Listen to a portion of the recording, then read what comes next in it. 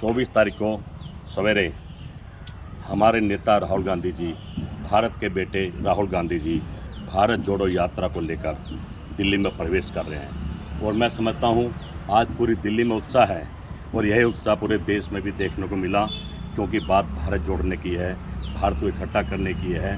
ये समय उस वक्त भी ऐसे ही था जब महात्मा गांधी जी दांडी यात्रा लेकर चले थे। उस वक्त भी देश को बचाना था, देश को जोड़ना था।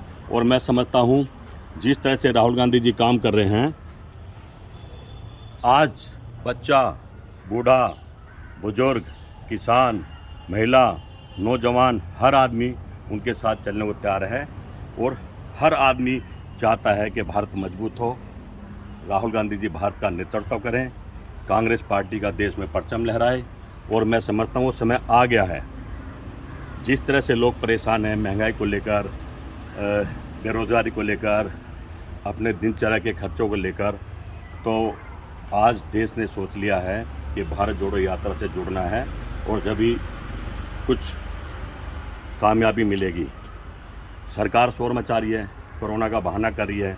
चलो माना कोरोना आ भी रहा है तो सरकार को चाहिए था राहुल गांधी जी को लेटर देने से पहले चाइना के सभी रास्ते बंद कर दे, क्योंकि पहले भी चाइना से आया था, अब भी वहीं से आ रहा है। और मैं समझता हूँ जिस तरह से चाइना को लेकर तो कोई रास्ते बंद नहीं करेंगे, लेकिन राहुल गांधी जी की भारत जोड़ो यात्रा रोकने की सरकार ने पूरी तैयारी कर ली है। कब तक इस तूफ़ान को सरकार रोकेगी? क्योंकि ये तूफ़ान इसलिए खड़ा हुआ है, ये लोग झूठ बोलकर सत्ता में आ गए थे, गुमराह करके सत्ता में आ गए थे कि हम अच्छे दिन लाएंगे, महंगाई कम करेंगे, पर कुछ करा नहीं, रोज़गार दिया नहीं, किसान की डबल आय नहीं करी, मजदूर को घर नहीं दिया, चारों खाने चित।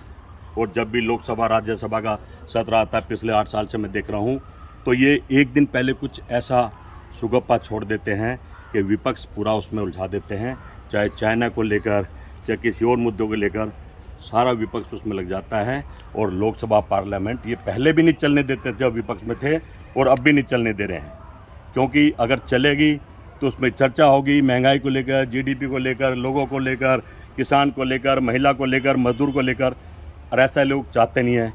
इन्हीं के शिकंजे में पूरा विपक्ष फंस जाता है और जिसका परिणाम ये होता है कि लास्ट के 3 दिन में ये अपने सारे बिल पास कर लेते हैं और उसके बाद क्या नाम है, लोकसभा और राज्यसभा को बंद कर देते हैं।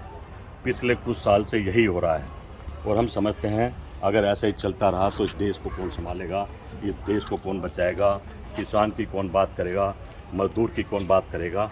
राहुल गांधी अपने लक्ष्य पे हैं और मैं समझता हूँ वो बहुत समझदार हैं और बिल्कुल सरकार की गाइडलाइन का पालन करते हुए वो अपनी यात्रा को जारी रखेंगे, क्योंकि ये यात्रा देश के लिए, देश के लोगों के लिए और किसान मजदूर के लिए, उन्हीं के हित को लेकर राहुल गांधी जी लड़ रहे हैं।